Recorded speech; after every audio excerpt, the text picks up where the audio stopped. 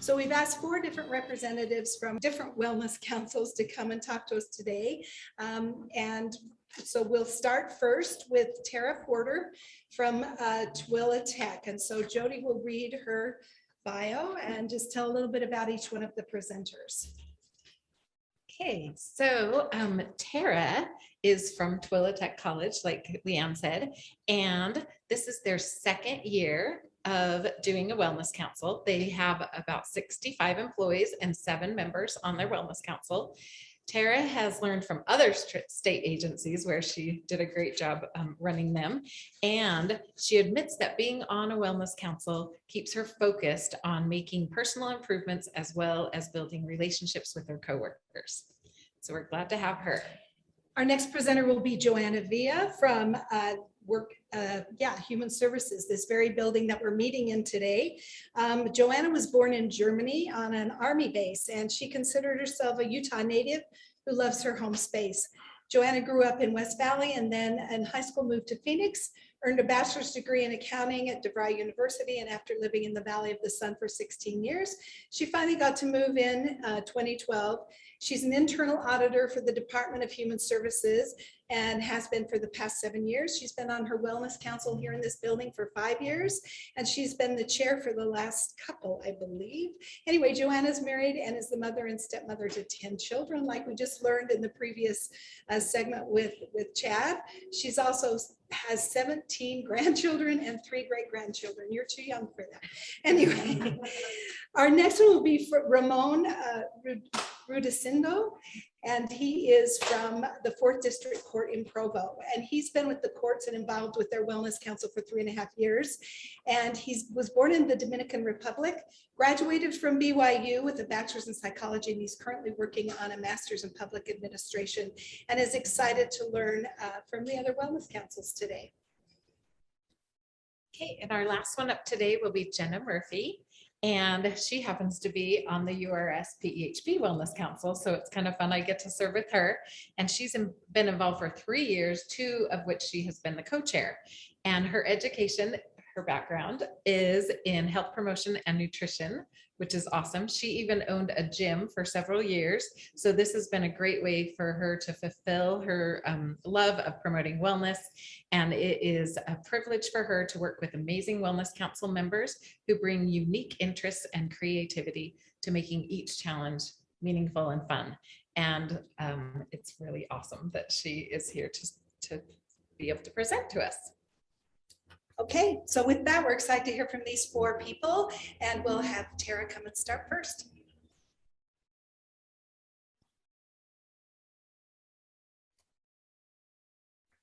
Twila Tech is new to a wellness council program, and in my opinion, regardless of a COVID crazy year, everything we attempted was success because we were starting at ground zero. Previously, PEHP was simply a medical insurance benefit to Twila Tech employees. Now we know it is so much more than that. When I first started working at the state about 12 years ago, I worked at an agency in Salt Lake that was very competitive when it came to wellness competitions. I had never met anyone that worked at the Cannon Health Building, but back then I knew they were an arch rival. That was the reason that wellness became my passion. During the pandemic, we were fortunate that for the most part, we remained on campus to serve our students. It just looked a little bit different. We didn't see the lower half of our coworkers' faces for a really long time. The brown bag lunch and learns were socially distanced and didn't involve eating. Lunch was literally a brown bag to go. The key to getting a good turnout was finding subjects that were interesting and good advertising. In a year full of turmoil, you can definitely get discouraged and want to give up. We chose to look for an opportunity to do good. Rocky Mountain Care Center is a local nursing care facility, and they were concerned about their patients during the pandemic. Visitors were not allowed in, and the residents had to stay in their rooms with little to no interaction. We worked with USU to coordinate a donation drive to give items to help the residents occupy their time. Even though this was right after Christmas, we hoped that collectively we could make a difference. Instructors and students alike came through in a really big way. The director at Rocky Mountain said they were given so many donations that the residents had activities to get them clear through the month of March. If I've learned one thing in my career, it is don't waste time trying to reinvent the wheel. This state is full of wonderful, creative people who are willing to share. Their examples and years of dedication to wellness are the reason Tooele Tech Wellness Council is thriving. Since people were complaining about their COVID weight gain, we decided to use the Biggest Loser idea from DWS to motivate staff to improve their physical wellness. There was a private weigh-in at the beginning and end of the month with our nursing staff. Employees would then weigh themselves weekly and send an email if they lost or maintained. There were weekly drawings for $5. We had a male and female grand prize for the highest percentage of weight loss. Remember that wellness at the workplace was a foreign concept, so there were flyers posted. Our council had water cooler conversations about the competition, email reminders were sent out, and a blurb in our weekly newsletter were key in getting the word out. I'm sure you have all heard the story of the starfish and making a difference to one. That was our belief. We wanted to make a difference, even if it was just for one person. We had many people participate, but I would like to share the success of just one in his own words. In July 2020, we had been through some of the toughest times in our lives with this pandemic. There was the stress of, are we going to work? Are we going home? Are we safe? Overweight or heavy people were having severe reactions to COVID-19. I didn't want to create an issue for my colleagues and students. PEHP to the rescue. On August 3rd, 2020, I weighed in at 204 pounds. I started walking daily and was very strict on my diet, using an app to help me. The first week, I lost 6 pounds and was astonished. Wow, this can work. I kept fighting day by day, turning down donuts, cake, and root beer floats. On August 31st, we had our last weigh-in. I was down to 188 pounds and lost 4 inches on my waist. I couldn't believe it. I won the contest. My back and knees are feeling better, and I can pick up a golf ball without using my club for balance. My blood pressure went from 150/85 to 112/70. A great thank you to our Wellness Council who helped and promoted PEHP to help make me healthier. The last challenge we did during COVID was to improve our financial well-being. We used the budget bingo idea that came from the virtual vitality team. Again, I give all the creative credit to them. It was as simply as sending a weekly email with a bingo letter and a dollar amount up to $10. If they stashed that amount away for personal savings, they got to mark their card. The winning bingo card won $20. There is something about our competitive spirit as human beings that pushed us all to save. Just about every week, someone would walk past my office and say, call 04, or I only need N8 to win. Our little campus collectively saved over $1,300 by the time we had a bingo winner. Our Wellness Council likes to give feedback from those that participate. Money is a sensitive subject, so we asked them to complete an anonymous survey. We also told them that their input would help us to apply for a future wellness grant. People shared wonderful comments such as, I'm going to continue to save even after bingo was over. And this activity has helped me save for the purchase of my home. We are fortunate to have the benefit of a wellness council. It helps us to improve ourselves, our workplace, and our community. And I thank you for this opportunity.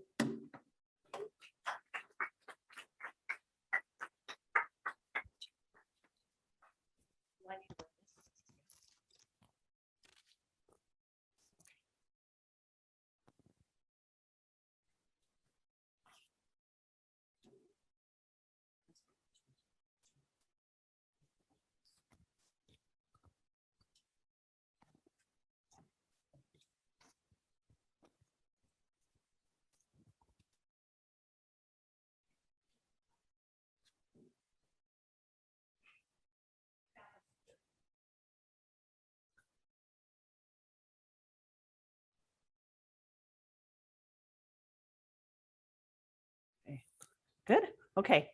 Can you all hear me? Is that okay? A little closer? Yeah. That. All right. Good. Okay. Well, you've already seen me today. Good grief. It wasn't supposed to be on the camera this much. I'm Joanna Veeya. I am the chairperson of the Mazob Wellness Council. And for those of you who don't know, Mazob stands for Multi-Agency State Office Building because we do house the Department of Environmental Quality and the Department of Human Services. I became the chairperson just before this pandemic hit, last January of 2020. And suddenly in March, we were all told to go home, work from home. And it was a struggle. We didn't know what to do. We were kind of on a hiatus for about 4 months before we decided, okay, let's have meetings. Let's decide, let's do something. We really didn't know. Right now, just so you know, we have about 16 members on our council from environmental quality and from human services. And that's one of the benefits that I love, is getting to know people on the other half of the building. These people here are not our people. I wish so, but we didn't have any pictures like this that I could add in. So we'll go on to the next. So I want to talk about just some of the things that we did over the last year. And everything was virtual, everything, because most of us were not in the building. We've only just started coming back recently. This is something that we did last September. To preface this, before we did this virtual harvest, we used to have an actual farmer's market out here in the common area of our building. We encourage people to bring their produce from home and with their divisions set up a table that would look like a farmer's market. And we had tremendous success. We did that in 2018 and 2019. And we encouraged everyone in the whole building, whether they contributed or not, to come and see what people brought and take some. This was a sharing activity. And we all shared our gardening tips. And it was a great way to interact and get to know people. And it was a huge success, but we couldn't do that in 2020. So we had a virtual harvest celebration.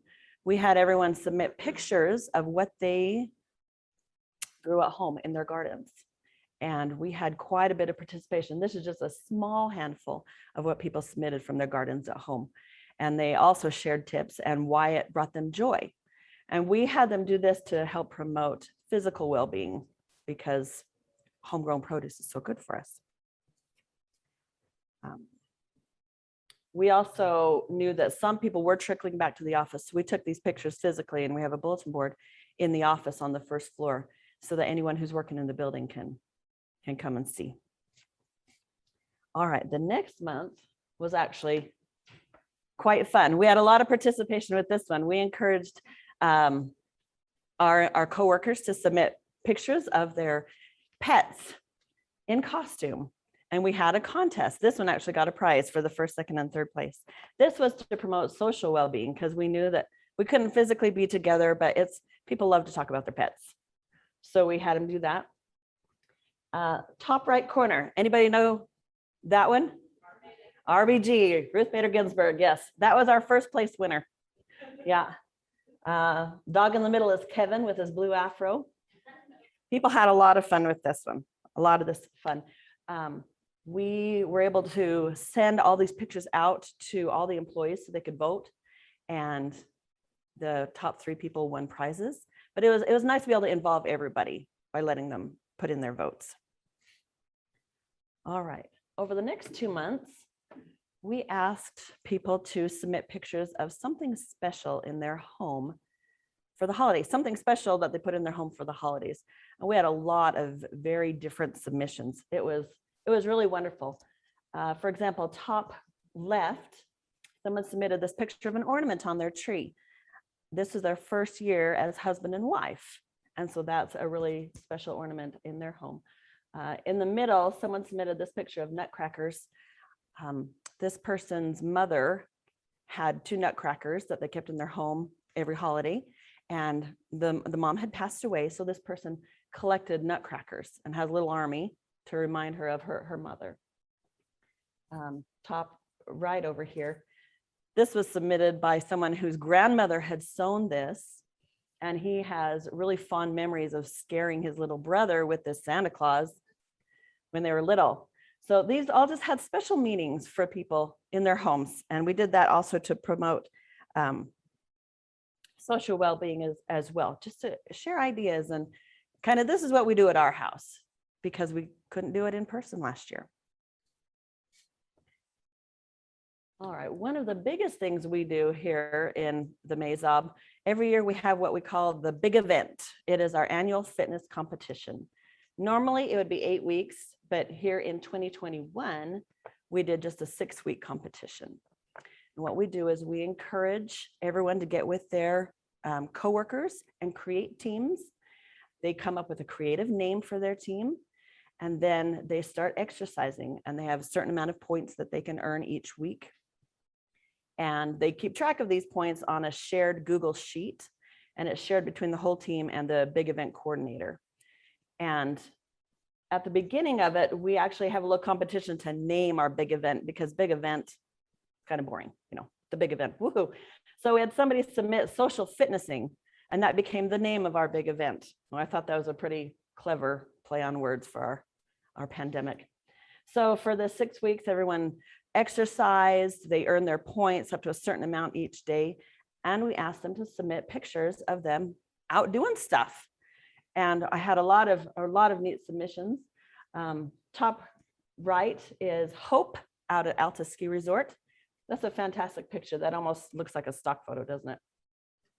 Here on the bottom, this is Robin with her dog Bear running on the Bonneville Shoreline Trail. I had to think for a minute what that was called. The second to the left photo, that's actually my son and my dog. We were hiking the Little Confluence Nature Trail. It's something I'd never been to before. It's just a little trail right in the middle of Murray. And I did not get a selfie that day. I forgot to get a selfie, but my dog and my son. And then way over on the far left is Danny. She is rappelling down Birch Hollow Canyon. It's amazing how many people went out to our national parks and our state parks during this. They went hiking with their families. So it was great. Anyway, at the end of our 6 weeks, we are supposed to have a lunch celebration. That's what we've done in the past. Well, we couldn't do it in 2020 and 2021. So last year it was all kind of virtual and kind of deflated. We handed them their certificates in their mailboxes here at work, and that was all. This year, we were supposed to have a bring your own lunch walk in the park. And we were supposed to do it 2 weeks ago, and we couldn't because we were all told to work from home because of the high heat index and the air quality. So we haven't celebrated yet this year, but we're hoping to in maybe a week. We're going to have everyone come here to the building, everyone who can, who participated in our big event. We're going to hand out certificates and awards and ribbons and just have a good time. We also, every week, people who reach a certain number of points get qualified for a drawing for a prize. So this year, if you got to 30 points for the week, your name got basically put into a virtual hat. We drew a name, and that person wins a gift card for 2 movie tickets. And thank goodness movie theaters are starting to open up. Otherwise, they wouldn't mean anything. But so we have 6 winners of the movie ticket prizes, and people really seem to enjoy it. They really do. It brings teams together.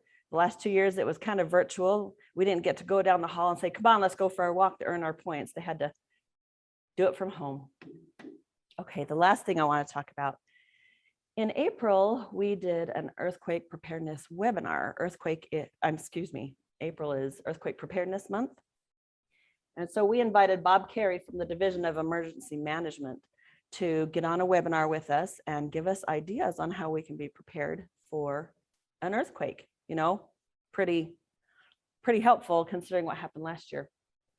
We learned that we don't have more injuries from structural damage, ceilings falling on our head. It's from non-structural things. And you can see from the left picture, I'm sorry, I didn't get the name of the building, but those are map filing cabinets. They hold lots of maps, and they just toppled over. This picture here on the right, that was actually here in this building, the lighting fixtures fell. So we learned a lot about what we can do to mitigate the risk in buildings and even in our homes. And we had a lot of feedback. This was recorded, so we were able to send it out to everybody and anybody who wanted to watch it later to get some ideas. We did this to promote community well-being because it's something we all have to be aware of and prepared for, because we've done it once, we'll probably have to go through another earthquake. That's all I have prepared. Thank you for listening.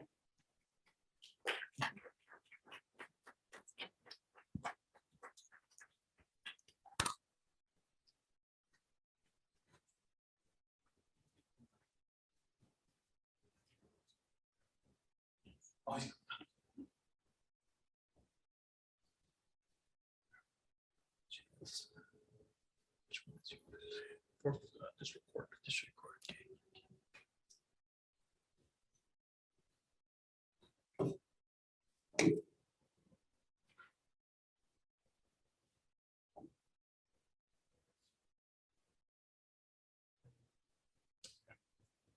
Thanks.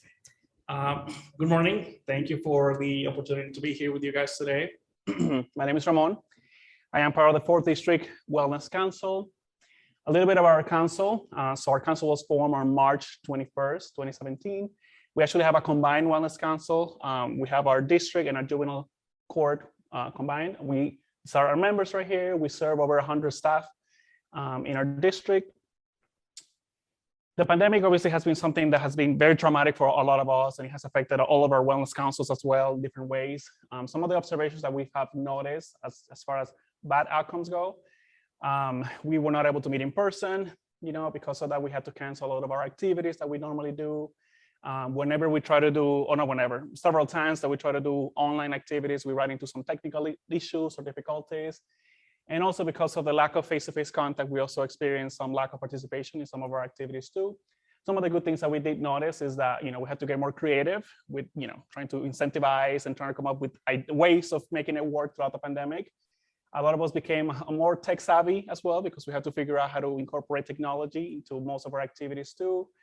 I feel like we improved also our email communication with our district. And I feel like we also got more united as a council as well, especially after going through such a difficult year. You have to find ways to unite as a district. Now I want to just show off some of the activities that we were able to pull off during the last year. In July, we came up with an activity called Traditions in order to celebrate Independence and Pioneer Day. And basically what we decided to do was just encourage our staff members basically to share any of their traditions, that they participated to celebrate the special holidays. We created a sign-up sheet where we asked them to enter any traditions, recipes, or arts and crafts. And we also invited everybody so those who participated, we're entering to a raffle for a $10 gift card. And we had 15 staff members share their traditions, recipes, and crafts projects. This is just our flyer that we created, as well as one of our sign-up sheets as well.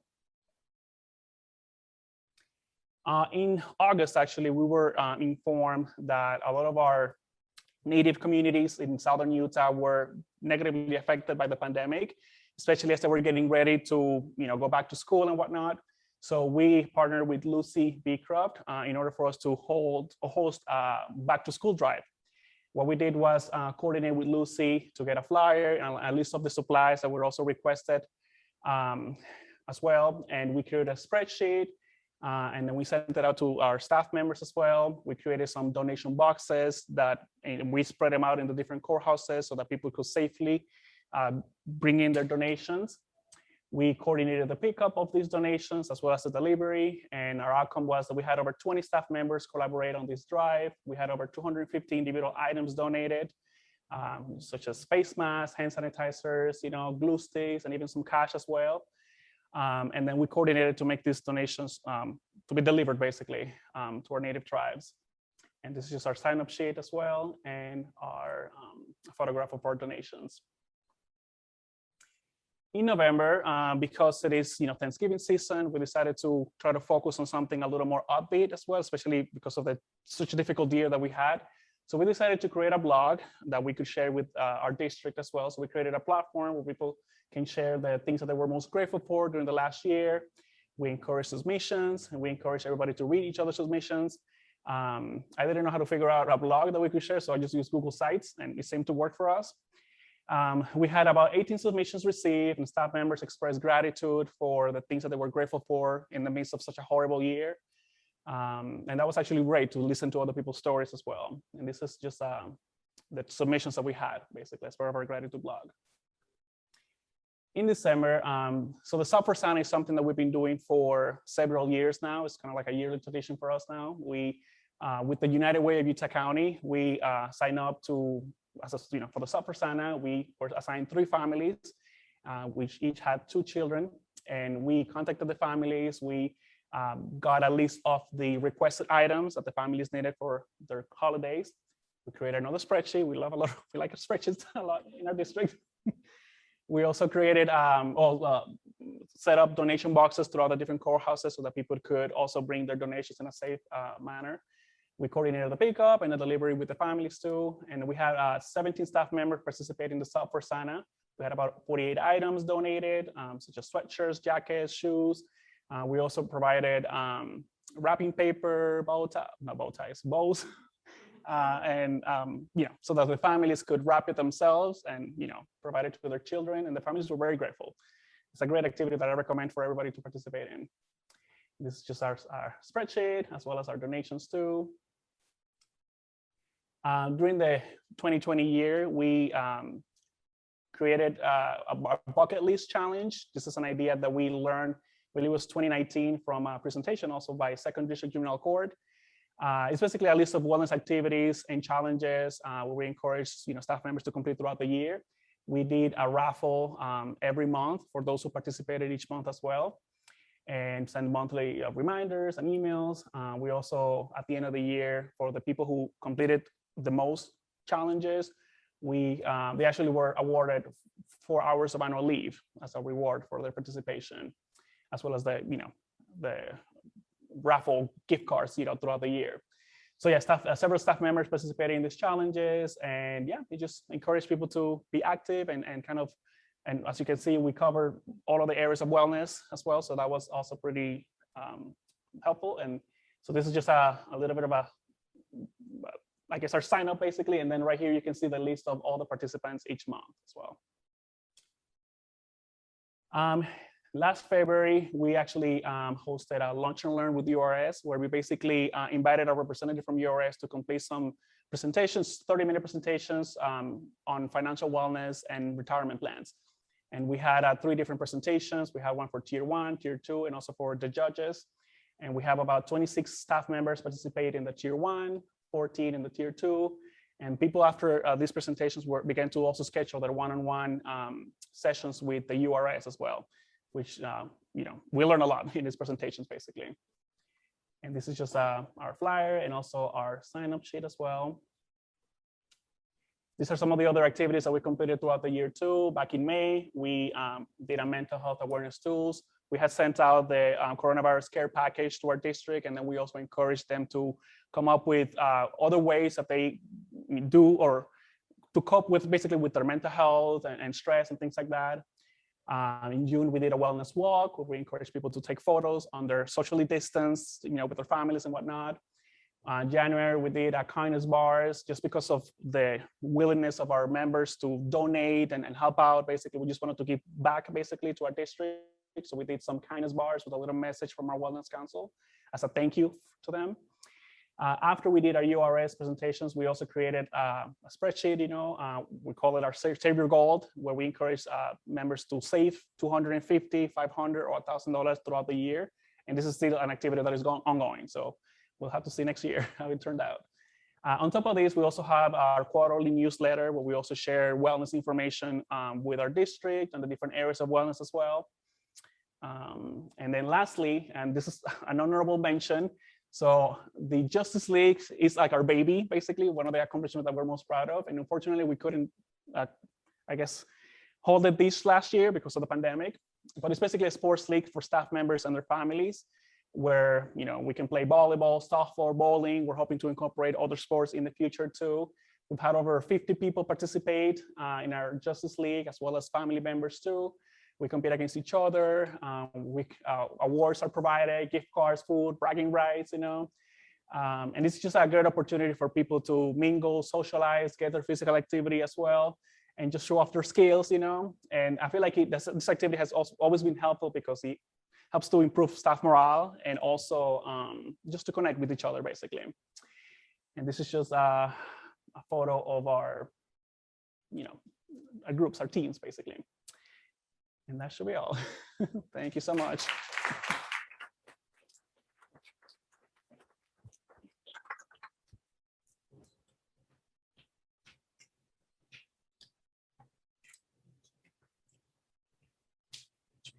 Yes.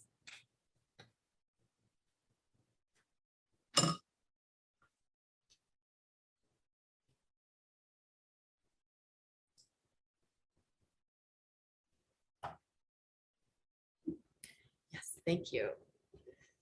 Hi, thank you for the opportunity to be here today. And I just want to thank the other wellness councils for all the wonderful ideas that they've already presented. It's been really great to get even more ideas.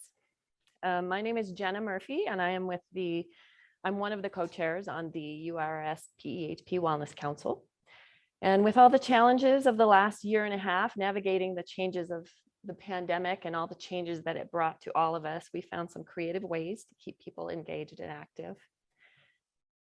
We've had a graphic designer make our little logo there so that everyone knows that that's where the activity is coming from. And our mission statement is to promote the health and wellness of our employees through education and activities focused on the 6 dimensions of wellness: physical, social, financial, community, emotional, and career.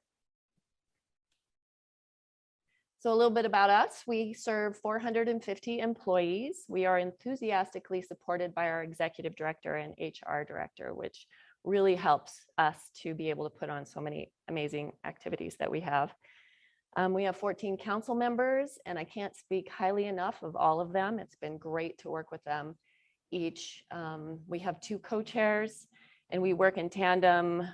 Normally, one would be in and a new one would come on and train the second one so that the second year they would be the lead and train a new one coming on.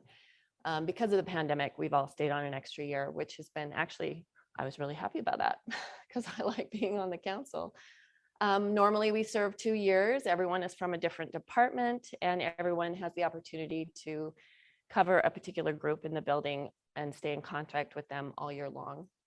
So we have 2 co-chairs, a secretary, treasurer, marketing, schedule, and general members.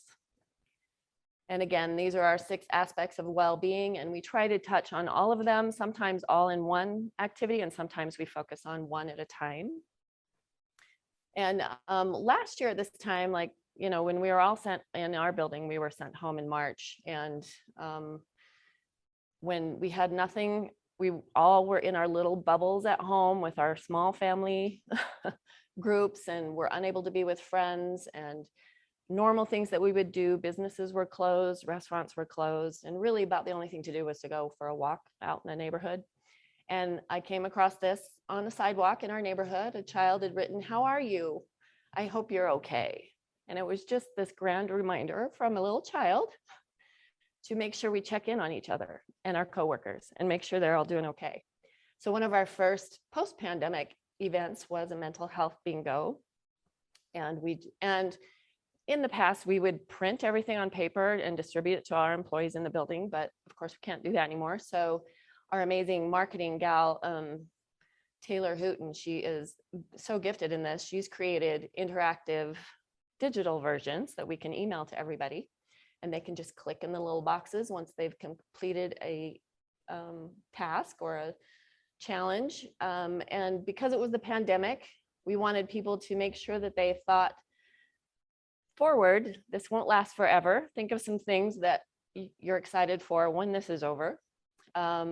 Streaming workouts since we couldn't go to the gym anymore.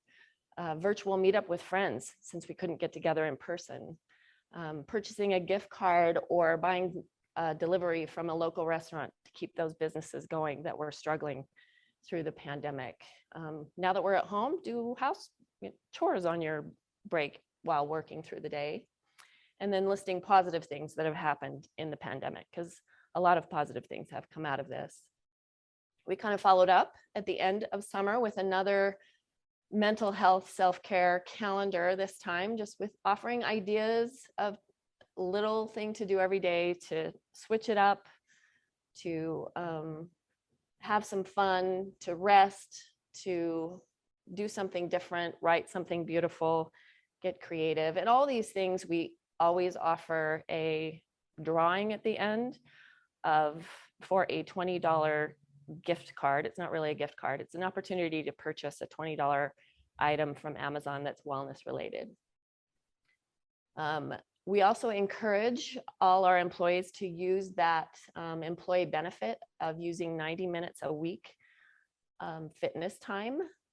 So we've created a fitness card. Again, another example of these used to be paper and now they're digital.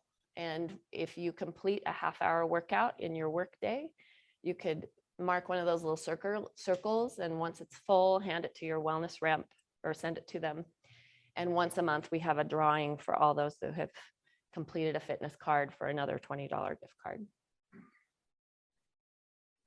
Last summer, when we couldn't go anywhere, no one was traveling, but as was already mentioned, we found out that we have some pretty great things right at our doorstep to experience outdoors. So we came up with a hiking challenge, and this went over 2 months. And there are 7 canyons in the Salt Lake Valley and a variety of hikes at different levels. There was easy, moderate, and challenging. And we really tried to choose some that could benefit every physical need. And they would get tickets for every hike that they accomplished that would be entered into a drawing. And in this one, we had some specific prizes, some trekking poles and a hydration pack at the end. And I think and people were also sending in pictures of them, at the top of the mountain or in the beautiful trees. And I believe a lot of people really got out to places they've never been before. And we live here. How often do we not even go to where we live? So we found out that we have a lot of really beautiful hikes in this area. Another thing that we do, and we tend to do this every year, it's our wellness passport. And we usually do this around the holidays. So again, it's a 2-month challenge so that we can take advantage of all those holiday activities that we do. Another great shout out to Taylor for her digital version that she's created. We would have 30 activities that they could do. They could do them multiple times. You can see the little camera icon. If they took a picture of it and sent it in, they were also entered into another contest, a photo contest for accomplishing that, which is a lot of fun, as we've already seen just when you see people's homes and decorations and activities they do together, kids raking leaves in the fall or hiking with their dogs in the mountains, decorating their homes. This is a very popular one. We've done it every year for several years, and a lot of people get involved. And because this is a bigger one, we will create 5 different gift baskets that are themed around each aspect of well-being. And in the end, enter people into a drawing for those. Last January 2020, we had a financial challenge. This one because January is always the resolution month, and usually we focus on physical fitness, but we wanted to focus on financial fitness.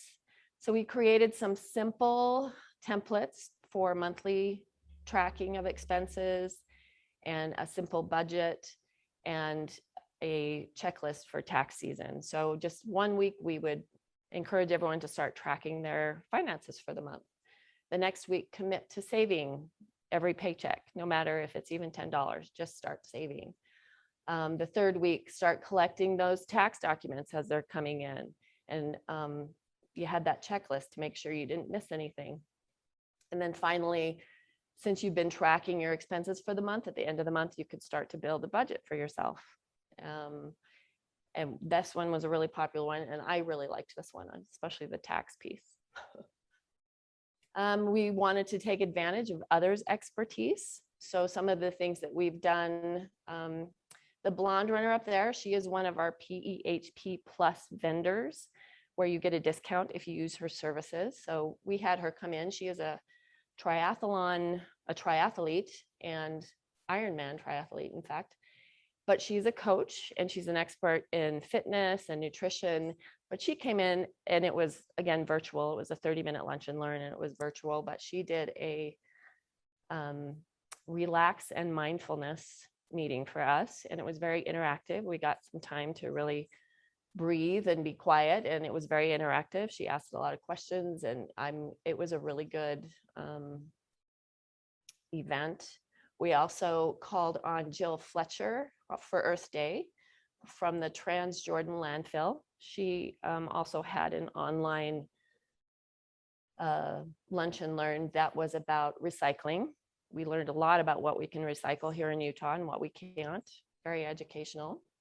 We also used Corporate Fitness. They came in this January of 2021 and brought a online fitness class one a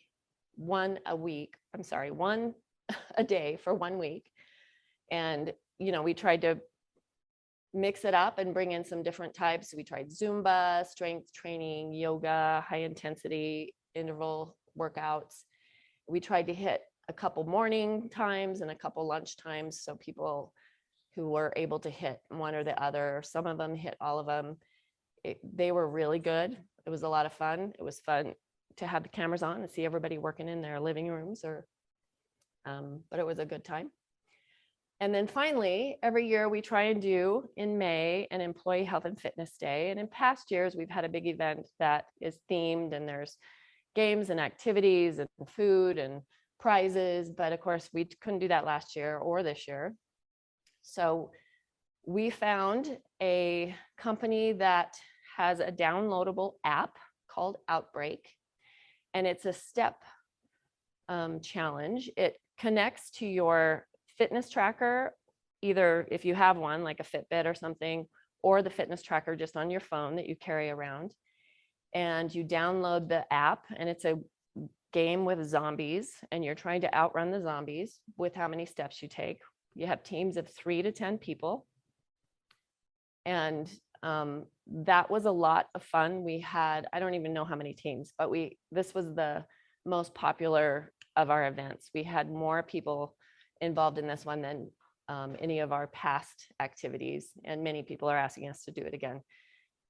So if you didn't walk, you would turn into a zombie, your character, and then you could try and chase down your other employee friends and turn them into zombies. Or you can try and cure them and get them to the safe house. This one lasted for 3 weeks. People were talking about it. Every time I logged into a staff meeting, they're like, how many steps did you get? I'm walking at 10 o'clock at night so I can make it to the safe house. So it was a lot of fun. This just turned out to be a winner for us, and we were really excited about it. We've certainly done a lot of other things over the years, and I wish I could show them all to you, but we've done a vision board challenge. I love the Halloween costume contest. We did a game of life with a dental focus. Just some other little ideas we did, but we've had a really good time. I think we've hit, especially the mental health needs and other needs going on in our group, and built some really good community. So thank you, and thanks everyone else.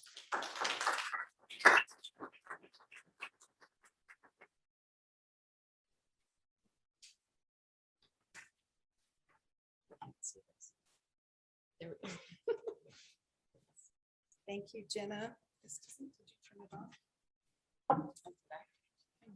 Can you hear me through this? That's this one. Can you hear me? Yeah. That's interesting. Okay.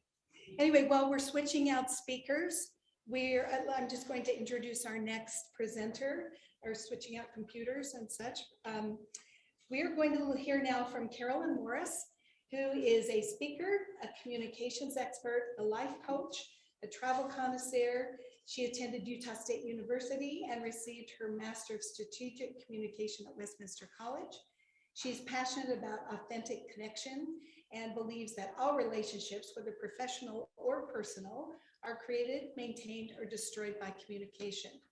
She has worked in the financial, human capital, and legal industries, but now she is pursuing her passion of speaking, communication consultant, and life coach. and she loves every minute of it. So she is gregarious, fun-loving, outgoing, and always looks for a new person to meet. She's passionate about showing people and empowering people, showing people how to be empowered in their own story and to light the world with their goodness. So without further ado, and as we're pushing some things up here to the front, we will get her computer hooked up. But while she's doing that, I just want to say thank you to the 4 presenters from our Wellness Council. The majority of our audience, our virtual audience, are Wellness Council representatives. And so sharing ideas and getting ideas, feedback that we get from our conferences, that people need that, want that, enjoy that, and appreciate that. And so thank you again to the presenters for doing that. And so without further ado, we'll go ahead and turn the time over to Carolyn Morris. Let's give her a warm welcome.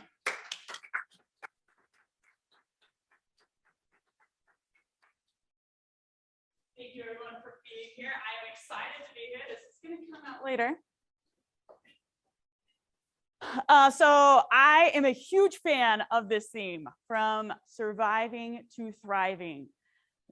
When in the history of the last 100 years have we been globally throat punched and had to experience and weather this storm together? I want you to think about something that you have personally learned about yourself over the past 12 to 18 months. What did you learn? Because we only fail when we fail to learn. COVID wasn't a failure unless if we failed to learn. Now we're going to run through a few different things of how we can move from a surviving mentality to a thriving mentality. But first, we're going to go through our little agenda. We're going to talk about how are we going to create our composition with intention. There's a big difference between intention and passive composition. Shredding the shoulds. I am very passionate about this topic, so you may see me get a little more fired up about this arena than others. And then removing armor and connecting. We need to start connecting heart to heart, soul to soul. No more business transactions with people and silencing the naysayers. Everybody has an opinion, and everybody thinks that you should care about their opinion, but we don't need to. I want you to think about, are you leading a legato or staccato lifestyle? How many of you are musically talented in here? Musically, like, yeah, I can like sing-ish to the radio. Yeah, radio karaoke, that's my jam.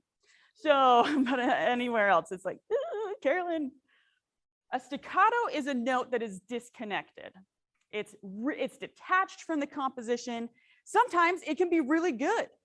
Sometimes it's emphasizing a point, and other times it's a train wreck. It's like, why in the world is that staccato there?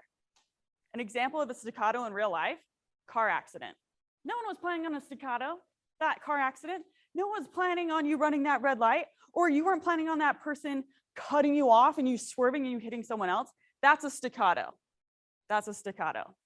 But a legato, it's smooth and connected and tied together. So when you're singing happy birthday to someone, it's all connected. But if I start singing happy birthday to you, you'd be like, whoa, sister, get off the mic. Nobody wants to hear that. It's terrible. It's uncomfortable. It's awkward. And so then what happens when we harmonize our compositions? Because it's not just you that you're composing with. This isn't just your composition. Every single person in here is composing together, actually. Your energy, your communication, your job responsibilities, your team, the way that you interact. Are you on your phone when someone's talking to you? That to me is a staccato. And that to me is giving me the biggest bird on the planet, and I will call you on it. I'm like, unless you're taking a picture, like by all means. But you know what I'm saying? Like if we're having a one-on-one conversation and you pull out your phone and you're like, beep, boop, boop. I'm like, oh, karate chop that. Absolutely not. That's a staccato to me. Find out what the staccatos are in your life and remove them. You may have a spouse, you may have kids, because all of a sudden you're composing with the people in your household, whether you're married or not, whether that's roommates or otherwise. How are you composing with intention? How are you really getting this sound that you like. Because if you don't like the sound, change it. Change the sound, change the tune, change the rhythm. Whatever that is, you are in charge of that. And you get to compose it with other people. Like, hey, you know what? Leanne, let's compose together. You know what I'm saying, girl? Like, let's go. You're like, oh, it's a little hesitant. See, that was also part of the composition of like, oh, I'm a little scared to do that. That's okay. That's okay. When you hear the word should, what emotions happen? What emotions do you feel? Name them out loud. And if you're online, type them in and then Jordan can yell them out, shout them out. What do you feel when you hear the word should? You should do this, you should do that. You shouldn't do this and you shouldn't be that. Guilt, regret, annoyed, pressure. What else? Retaliation, anger. Should is a 4-letter word to Carolyn Gail Morris. If someone tells me I should do something, that is actually a projection of other people's needs onto you. That is them saying you should do this because I should be doing this because I've adopted somebody else's should that doesn't actually help me. Just like Chad said, we need purpose, we need perspective. If you do not have your purpose that is solely yours, you are going to be shifted and sifted in the shoulds of the world. You have to own that. You have to reclaim the mic in your own mind. Your mental real estate is your private property. There are going to be paparazzis banging at your door left, right, and center, whether that's your neighbor, whether that's your mother-in-law, whether that's the media. Everybody has something to say about how you should or should not live your life or who you should and shouldn't be. But what do you want? What do you need? What must you accomplish to feel satisfied, to feel good about yourself, regardless of other people's external noises? What is that? What does that look like for you? You have to reclaim that personal property. And if you don't, the shoulds are coming in hot. They will not stop. There are between 100 billion and 400 billion stars in the Milky Way. The star that I'm aiming towards may not even be in the same 100 billionth one that you're shooting for. What if you stuck to your North Star? Stick to it. You have to stick to your North Star, or someone else is going to tell you, hey, you know what? You should come to my North Star because you know what? I need you to get me there because I'm not willing to put forth the work. I'm not willing to shut everybody out. Like, you should do this. Stop with the shoulds. Figure out what you need, what you want, and what you must do. If you don't figure out those 3 things, those shoulds are going to eat you alive. Boundaries. I have a firm 80-20 rule. You need to give real-time feedback at least 80% of the time. 20% is for that margin of error where it's like, whoa, I am wildly baffled that this even remotely happened. I need to take a step back and I need to process what just happened. Because if we don't, we're going to avoid, explode, and we become that pinata. And we're going to explode over something that is totally irrelevant. It's not even related to the experience. It's like, whoa, I blew a gasket over something totally unrelated because I wasn't willing to speak my truth. I wasn't willing to communicate with you that this is not okay. Just, hey, you know what? That's outside of my boundaries. This is how I'd like you to recalibrate in the future. This is what feels good to me. What feels good to you? What feels good to us? What does this relationship look like?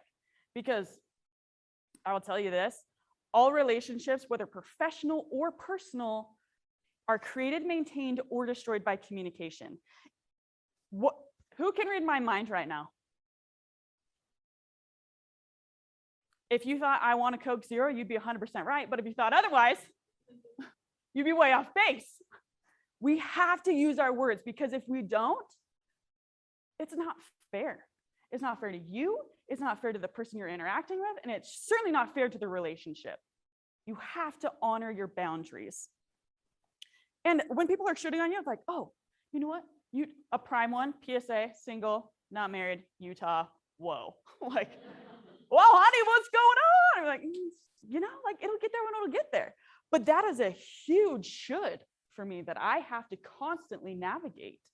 You should be married. You should be further along in your relationships. And then I ask them this question: how would this personally impact our relationship? Put it back on them. You know what? That seems like a really heavy statement. How would this impact our relationship? Because you shooting all over me is going to build walls and it's going to disconnect me from you immediately. We have to control our controllables. Again, all relationships, whether professional or personal, are created, maintained, or destroyed by communication. Communication is the baseline of every relationship.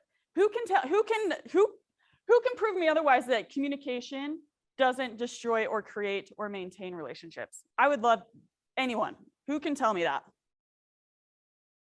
Because it's the foundation. It's the foundation of everything. Everything. Your personal narrative, communication. The way that I treat you, communication. Everything comes down to how we communicate, and those boundaries, the 80-20, boundaries really are a framework and a guideline of how people need to interact with us physically, mentally, emotionally, spiritually, socially, financially. If we do not express it, we cannot expect it. If we do not express it, we cannot expect it. So you have to use your words. We have to communicate with each other. And you know what? We're beings of evolution. Our boundaries change. And that's a beautiful thing. That's great. That's the entire point of being a human, is to grow and evolve and change and become who we want to become intentionally through our communication, through our composition. And our behavior is how we treat people.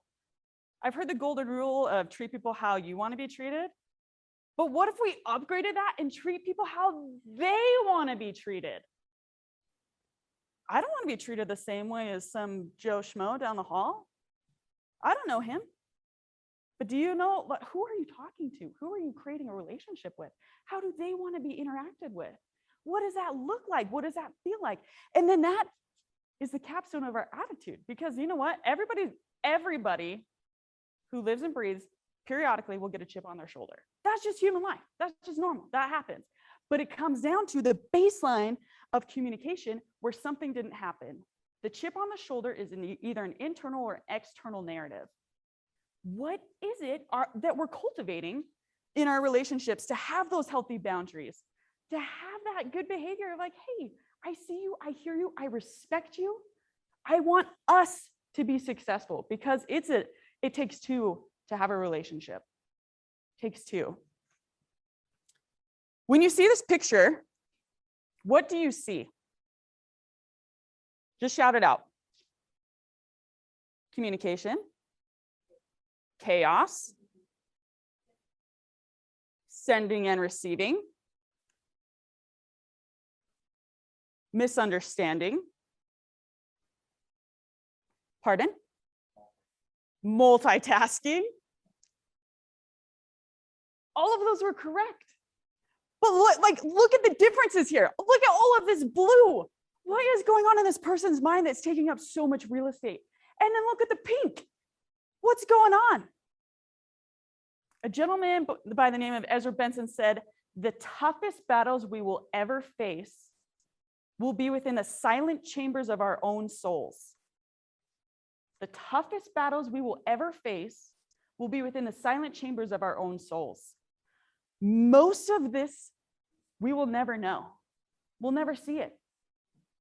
And so we have to lean in with curiosity and generosity. We have to give people the benefit of the doubt that they are doing the best they can with the resources they have, because it fluctuates. Our resources fluctuate. If I get a full 8 hours of sleep, I am a way different human than if I only got 6.5. I'm like, whoa. My patience, my temperance, my ability to communicate, everything is different. But are we doing the best we can with the resources we have that day, in that moment? Because they can change, they can evolve, they can be different. Perception is your reality, and a perception is a way of regarding, understanding, or interpreting something. I'm going to show you a series of 3 pictures. Every single person in here has seen this before, but the perception is going to be a little bit different. And I want you to tell me what you see. What is that? Something to what? With the eye, okay. Something with the eye. What else? Sunburst, okay. What else do you see? We're all looking at the same image, and we have a sunburst, and we have something with the eye. Carrot, okay. Stingray, flower. Pumpkin stem. A cell, an orange. Like, we're all looking at the exact same thing. The exact same thing. And it was carrots. It was carrots. What about this one? I'll give you a hint. It's in a grocery store. Lettuce, what? Asparagus. Pardon? Tomatillo. Kiwi. Oh, limes. Isn't that interesting that we're all looking at the same exact picture, and yet we're seeing something totally different? We're putting our perception into this picture. We're inserting our own narrative. This one's going to throw you off, but you've all seen it. Chocolate sounds delicious. Ice cream. Roast beef. Peanut butter and chocolate ice cream. Yeah. Oh yeah. You were close. Cinnamon sticks. Isn't it fascinating that regardless of where you were sitting, we were all looking at the exact same picture, and yet we all had something different to see. We all had something different to see, which means we all have something different to add to the relationship, to our communities, to our teams. We get to have these different perceptions, and yet when we get to take a step back, we see the cinnamon sticks, we see the carrots, we see the limes. So a lot of times we have a lot of fear. A fear of communication, a fear of sharing our boundaries, a fear of like the unknown, right?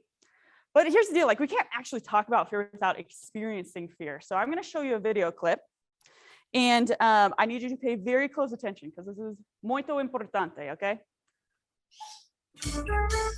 Something that will make you do that is the infamous spike trick. We're gonna raise the stakes a little bit. This time we're gonna use, see the point right there. Someone hold up their hand. This modern magic trick increases the chance of injury and pain. An exponent of the spike trick is street magician Chris Korn, who places a metal spike under polystyrene cups and tries to avoid slamming his palm onto the spike even after they're moved around. Around a bit. Chris didn't understand how dangerous it was. While rehearsing, I mix up the cups and I see where the spike is. Mix them up anywhere. Remember, you can change the cups anywhere you like. Put a cup there. All right, and look, just so you know, there's no magnets, anything in my hands. I see him notice where the spike is because of how the trick works. Then he raises his hand real high and slams it down on exactly the cup with the spike underneath it. I'm just gonna wave this.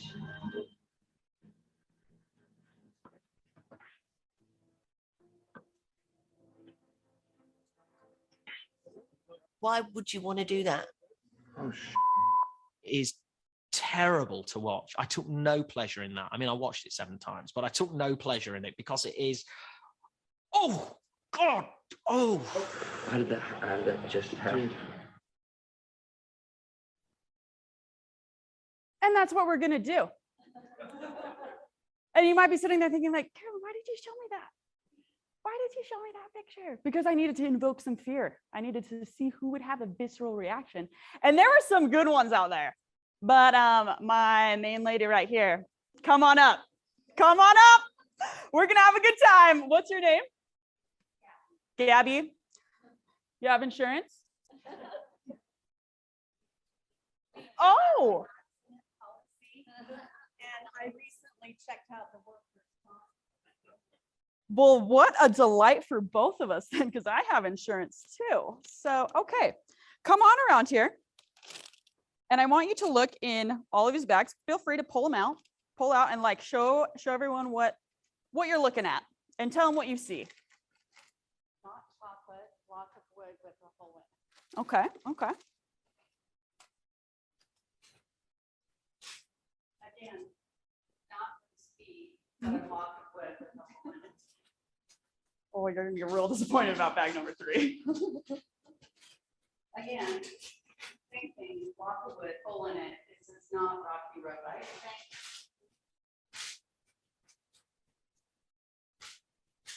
That's great. Perfect.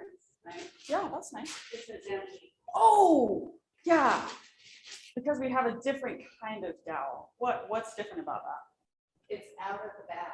It's out of the bag and there's no hole. What's that? It's something I don't want to have.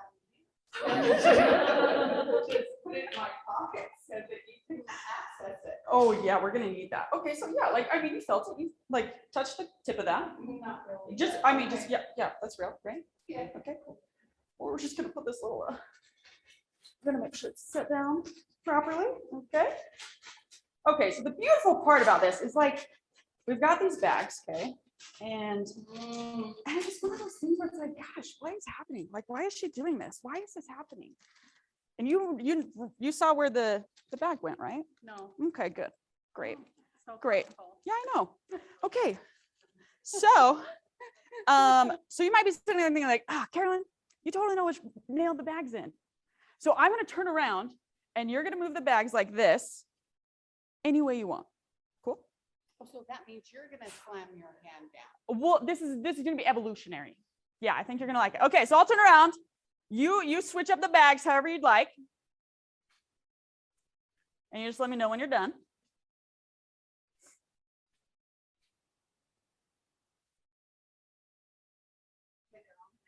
Oh, that's so wonderful. Okay. This gets me super fired up because this is like, got to pop my hands because I get nervous about doing this too. So, so we're going to, just to make sure that you believe that it's not, that I don't know where this is at, right? You're going to choose which bag I will slam my hand on. So this is going to be bag 1, 2, 3, or 4. Can't we have like Monty Hall bring a bag down? I wish I was that cool, but I have not reached that level yet. Okay, so we're just gonna move it right back. So we're just gonna do this. Is that the one you want me to slam? Oh, sure. Are you sure? Yeah. Okay, you need to know, like, when I do this, like, if the nail's going through, it's gonna be a clean cut. Like, I'm not. Okay. Got one down. Oh, honey, it's about to get real good, real good, real good. Okay. Okay, then 1, 2, or 3. 3. Okay. All right. Okay. So just to make sure that you remember what we're up against, I need you to pay attention. The Russian roulette routine I was telling you about called stigmata. What it is, it uses a knife, 4 styrofoam cups, and a turntable. The knife goes in a turntable where it can spin around, and then I cover up the knife with 1 of the styrofoam cups. The remaining 3 spots are also covered up with styrofoam cups, and then I spin it fast enough that nobody can see where it goes. In a live performance, I might obstruct the view of the audience for just a bit so that neither me nor the audience knows where the knife is. And then I make my psychic selection, and if all goes well, oh, ta-da! This is where this evolves. I'm going to let you choose which bag you're going to slam your hand on. No, I'm not. Yep. No. Yep. No. Yep. Really? Yep. I can help you. Choose a bag. Really? Choose a bag. Yep. You've got this. Let's give her a round of applause. This is scary. You've got this. That one? Okay. Okay, we can do this together. We've got this. Okay. Wait, just right back. Okay, you ready? On the count of 2. Oh, yeah, let's use. Oh yeah, yeah. Okay, yeah. Let's do that. Good call, Brooke. Okay, okay, you ready?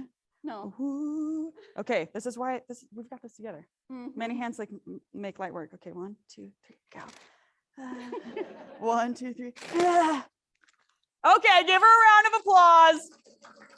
Give her a round of applause. You're like, have a seat. You've got Okay, thank you. Yeah, you have a seat. But you see, the thing is, the thing that we have been fearing has been in this bag. It's been in this bag. And you know what's ridiculous? Is it's all an illusion. Look. I took it out. And it might have fallen down my pants. So it's out somewhere. So, oh, found it. The nails are not real.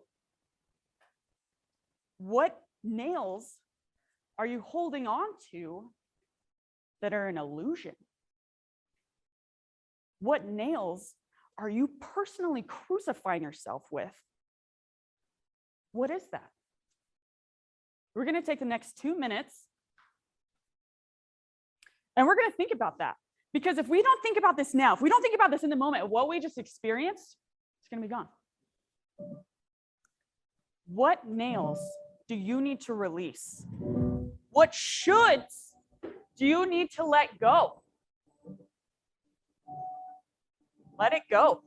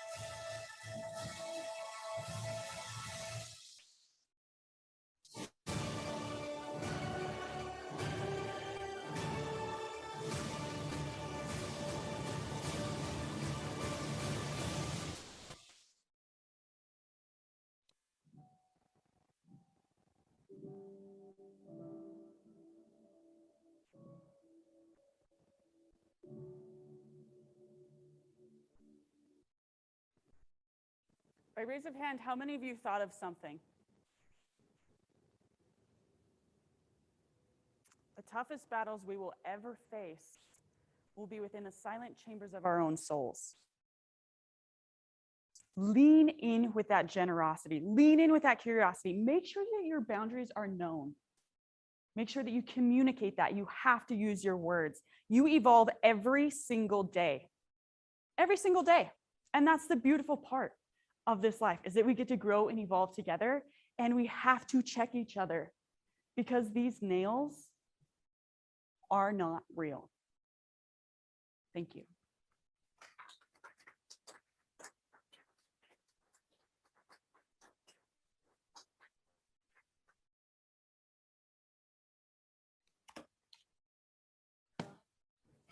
Appreciate that, giving us some good things to think about so we can continue to thrive and get through the hard stuff that we've been through. So next, we're going to do the Work Wellbeing Awards. We need just a minute to change out the computer. But before that, we're going to acknowledge our advisory committee. So PEHP, Healthy Utah Wellness, has an advisory committee that meets quarterly. And Jody will tell you more about them and acknowledge that. So, like Leanne said, we are lucky to have our advisory committee, and some of them are here with us today. It is made up of 15 members from across the state from different public entities. So groups that we insure, we ask them to serve for a 2-year period, and some of them have served a lot longer, and we're grateful for that. Some of them have been in the field of wellness for years, and others have been only, they're just brand new, starting out. And we love to hear the ideas and just the feedback and things like that from all of them.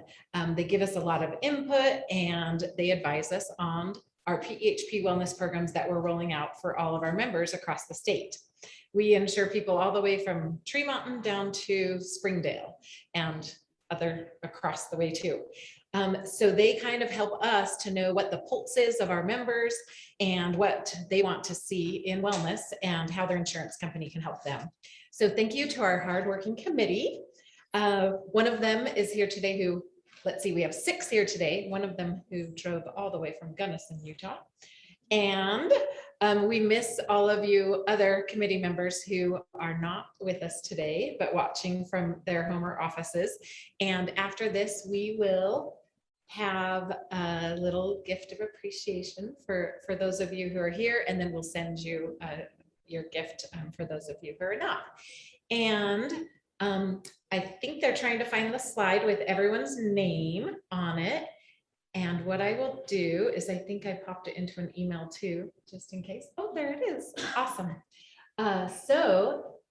If those of you who are here today can stand up when I say your name, and then you can even wave to the camera.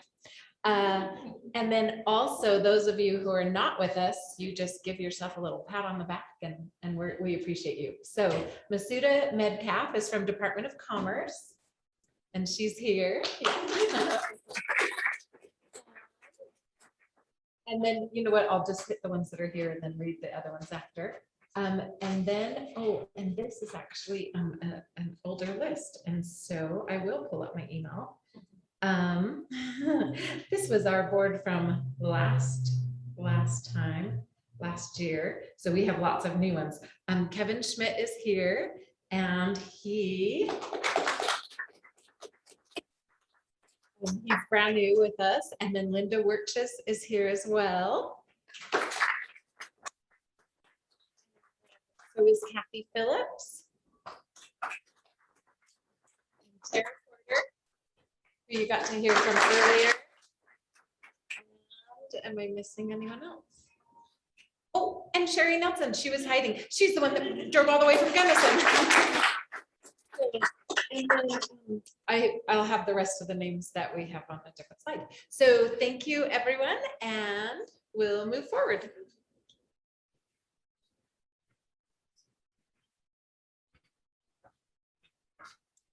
Okay, one of the things that we do to support the wellness councils is through some financial support through mini grants or through our Work Wellbeing Awards. And every year at our wellness conference, we announce the winners of the Work Wellbeing Awards.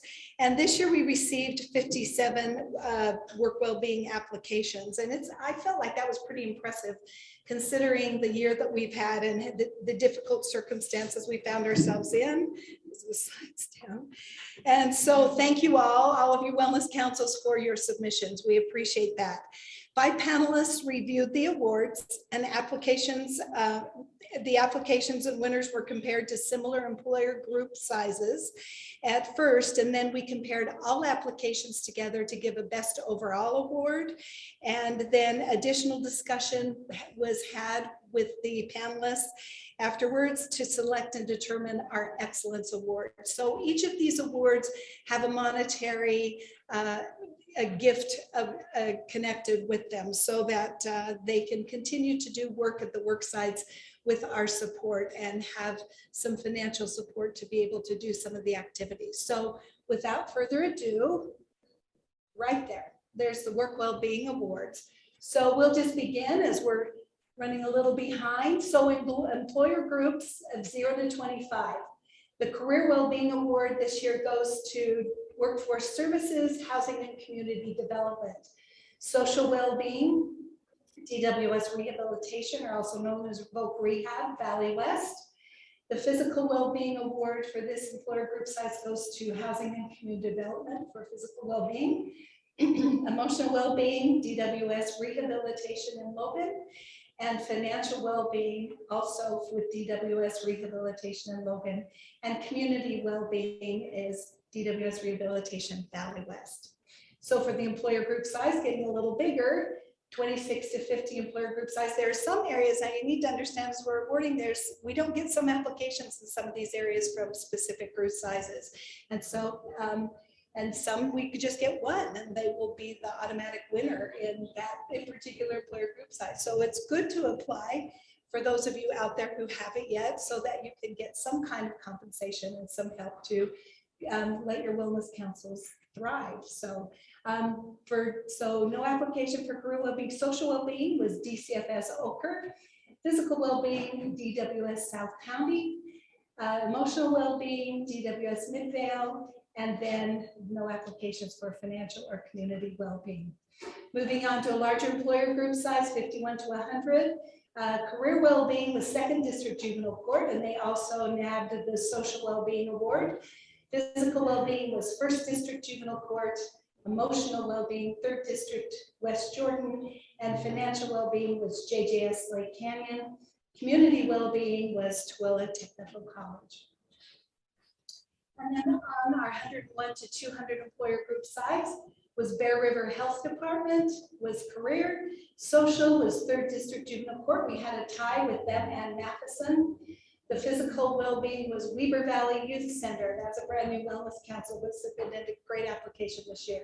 Emotional well-being was 4th District Court, as was financial and community well-being. Congratulations to that group. And employer group size 201 to 500. There were only two employer groups that applied for this award in this employer group size. So they nabbed all these awards. So with social well-being, UDOT Region 2, and emotional well-being was also UDOT Region 2. Department of Commerce, they received the physical well-being award as well as the community well-being award. And then the 500 plus employer groups size. The career well-being was UDOT administration. Social well-being, Department of Health, UDOT Department of Health Cannon Building, social. Physical well-being, we had Department of Natural Resources, honorable mention for Department of Corrections Southern. Emotional well-being was Utah Department of Health Cannon, and financial, Department of Corrections North, and community well-being, multi-agency state office building. So then we're going to do the best overall. I'm going to turn it over to Linda to announce those.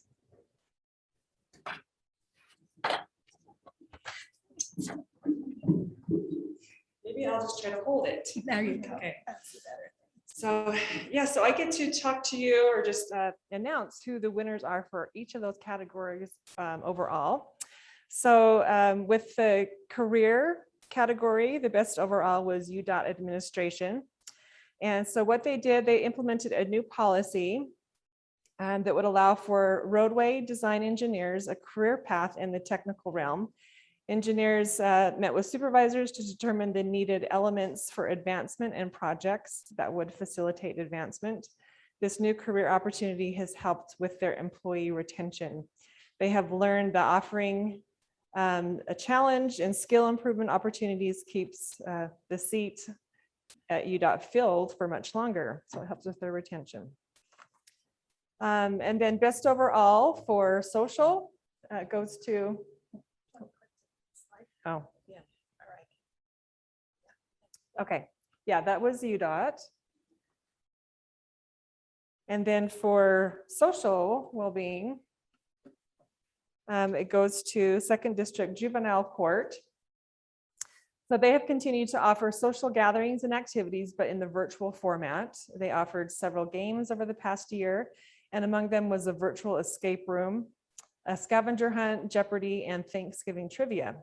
They held a virtual holiday party, which included an oldie but goodie items, ugly sweater contest, and played games. They did a top and bottom 10 of 2020, which brought some good laughs, they said, and also included activities where they had a pumpkin decorating contest and a virtual Valentine craft get together. Employees submitted their pictures throughout the year of the activities and crafts that they did, and this helped them stay connected to each other throughout the year. Oh, whoops. Then, let's see, best overall for physical well-being is UDOH Cannon Building. With many of the employees working remotely, even before the pandemic, they realized that opportunities for physical activity and exercise release time were fewer, and it was rated the highest importance by their employees. So they focused on physical well-being. So they went to work revising the exercise release policy to include remote working.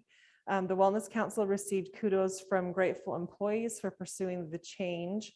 And when it went into effect, they had an increased participation in exercise release time and help with participation in their physical activity challenges. So this just shows how policy change can be powerful in impacting behaviors. They held a Halloween 5K with costumes and walked to the North Pole virtually for Christmas.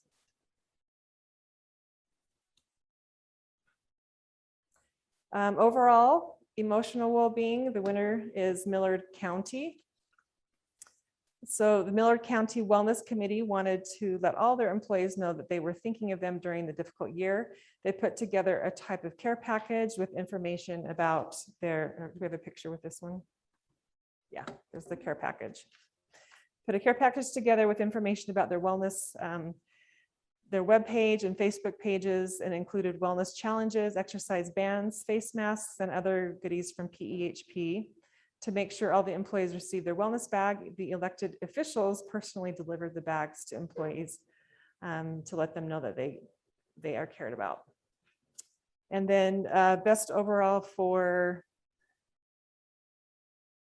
financial well-being goes to Tooele Tech. So after surveying staff at the college and getting a 49% response, they had a big interest in learning financial management strategies. They invited local credit union education trainers to an in-person lunch and learn. It was socially distanced, of course. And as a strategy to help staff build emergency savings, they implemented a budget bingo that you heard about earlier. And the participant comments showed that it made an impact at the individual level.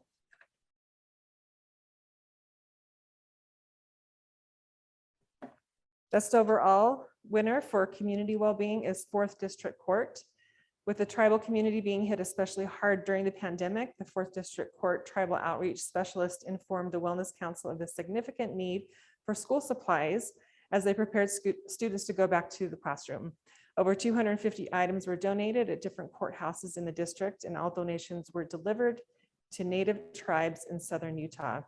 They also participated in a Sub for Santa through United Way of Utah County, bringing a happier Christmas to 6 children.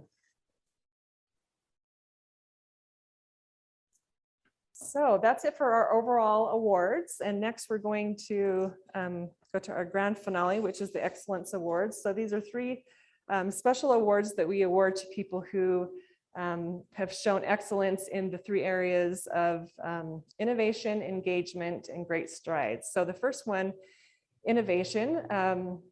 Obviously, this is awarded to UDOT administration, and this is for doing things, thinking outside the box and doing things a little bit differently to have an impact on their employees.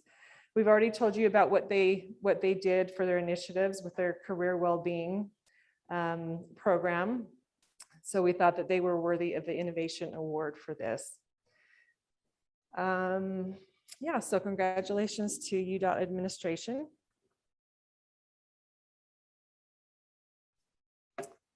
And the engagement award goes to Tooele Technical College. They had, with their financial activity, they had a 42% participation and had both quantitative and qualitative data that demonstrated the impact that they had and the type or the engagement that they had. There was engagement at both the organizational level and personal level, and the participant comments that came back from this show that it made an impact on each person individually as well. So congratulations to Tooele Tech. And then the last excellence award, sorry, this was their slide there. The great strides, this goes to the group who has made a lot of, I guess, progress, maybe started from ground zero and has gotten some traction and made some good first steps. So this goes to UDOT Region 2. They made some great strides with the reorganization of their Wellness Council and created activities for overall well-being. With the application we received, we were especially impressed with the addition of their lactation and relaxation room. I think I've got a little picture of the room that they had set up. With a lactation grant that they received through the Utah Department of Health, they were able to obtain a comfortable chair and a small table to provide space and the needed equipment for lactating mothers. Other elements were required to provide a safe and private space for not only nursing mothers, but for other employees to come in and relax when they wanted a little break. So congratulations to UDOT Region 2. Let's give a round of applause to all of our award winners.